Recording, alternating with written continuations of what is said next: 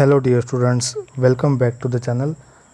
आज हम लोग देखेंगे कुछ क्वेश्चंस एमसीक्यू जो एग्ज़ाम पॉइंट ऑफ व्यू से इम्पोर्टेंट है। जैसे कि आप लोग जानते हैं अब 12th की एग्ज़ाम आ रही है, तो मेरे वीडियोस के ज़रिए आपके कुछ क्वेश्चंस प्रैक्टिस हो जाएंगे। अगर मैं बात करूं एमसीक्यूज़ की, लगभग 25 नंबर के लिए, मतलब कि 25 मार्क्स के लिए ये क्वेश्चंस आ सकते हैं। फिल इन द ब्लैंक्स है, मैच द पेयर है, ऑब्जेक्टिव टाइप क्वेश्चन है। तो चलिए शुरू करते हैं।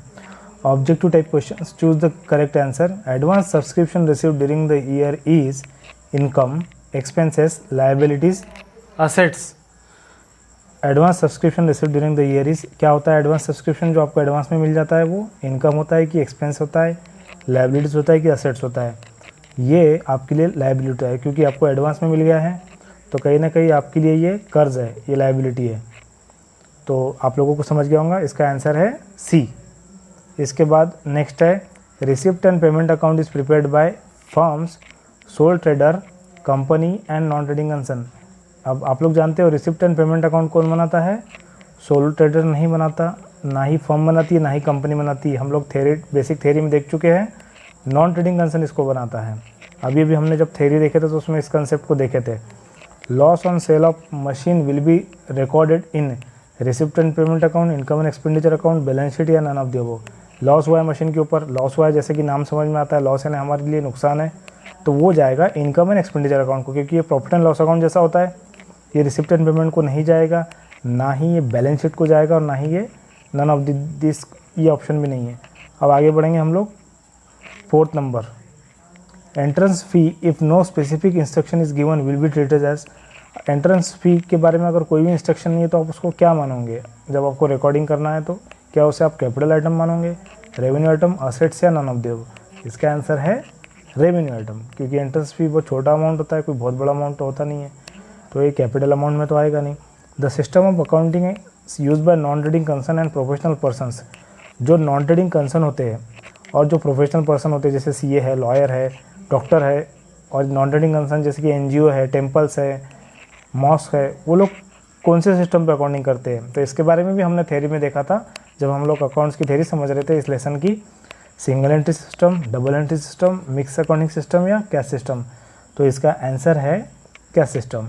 अब आगे देखेंगे हम लोग। ये देखिए नीचे भी आंसर्स दिए हैं आप लोग, आपके पास अगर परीक्षा बोध है तो उसमें आपको ये क्वेश्चंस मिलेंगे। इसके अलावा आपकी जो मेन बुक है अकाउंट्स की, जो भी आप रेफरेंस बुक से पढ़ते हो, चाहे वो कोई भी कंपनी की हो, उसमें भी आपको ऐसे क्वेश्चंस मिलेंगे। ये एग्ज़ाम में आ सकते हैं और आपको समझ के लिखना है। थोड़ा बहुत वो लोग चेंज भी कर सकते हैं इसको। Balance sheet is a statement account and statement none of this. Balance sheet क्या होती है? बैलेंस शीट एक स्टेटमेंट होता है, न कि एक अकाउंट होता है। तो इसका आंसर है first. Make a non profit organization. ये क्वेश्चन गलत है एक्चुअली, इसको ऐसे लिखना चाहिए था, नॉन प्रॉफिट ऑर्गेनाइजेशन मेक। मतलब कि नॉन प्रॉफिट ऑर्गेनाइजेशन क्या बनाते हैं? क्या वो इनकम एक्सपेंडिचर बनाते हैं, प्रॉफिट एंड लॉस अकाउंट बनाते हैं, ट्रेडिंग अकाउंट बनाते हैं कि मैन्युफैक्चरिंग अकाउंट बनाते हैं? इसका आंसर है income and expenditure account first. ठीक है, अब हम लोग फिल इन द ब्लैंक्स देख लेते हैं। आप लोगों को एक क्वेश्चन लिख लेने हैं अपने पास, और आपको या फिर लिखना नहीं है तो एटलीस्ट आप लोग स्क्रीनशॉट निकाल सकते हो या फिर आप लोग इसको लर्न कर सकते हो वीडियो के ज़रिए। अब चलिए फिल इन द ब्लैंक्स देखते हैं। Opening balance sheet is prepared when opening balance of is not given. Opening balance sheet बनाई जाती है, ओपनिंग बैलेंस शीट बनाई जाती है जब ओपनिंग बैलेंस नहीं दिया जाता है। तो इसका आंसर क्या आएगा? जब कैपिटल फंड नहीं दिया जाएगा। उसके अलावा the first debit side of, first मतलब कि डेबिट साइड जो होती है इनकम एंड एक्सपेंडिचर अकाउंट की, वो क्या शो करती है? आप लोग भी जानते हो इनकम एंड एक्सपेंडिचर अकाउंट का थोड़ा बेसिक नॉलेज अगर है तो मैं आपको बताऊंगा जब मैं एक्चुअली सॉल्व करूंगा। बट मैंने कुछ क्वेश्चंस मुझे ज़रूरी लगा देने के लिए मैंने ये क्वेश्चन दे दिया आपको। बट मैं आपको जब ये सॉल्व करूंगा तो आपको बहुत अच्छे से समझ जाएगा इनकम एंड एक्सपेंडिचर अकाउंट। तो ये क्या शो करेगा? Debit side expenditure. नेक्स्ट है non trading concern maintain their account में। नॉन ट्रेडिंग कंसर्न जो होते हैं वो अपने अकाउंटिंग का किस बेसिस पे करते हैं? तो इसका आंसर आएगा कैश सिस्टम पे।